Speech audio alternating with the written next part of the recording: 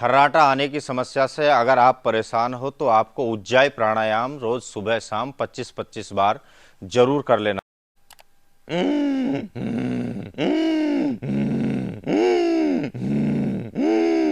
फिर आपको सुबह शाम 5-5 मिनट अनुलोम विलोम करना चाहिए। लेफ्ट से लेना है, राइट से छोड़ना है, राइट से लेना है, लेफ्ट से छोड़ना है, और इस अभ्यास को रोज करिए तो खर्राटे आने की समस्या में आपको बहुत बहुत ज़्यादा लाभदायक रहेगा।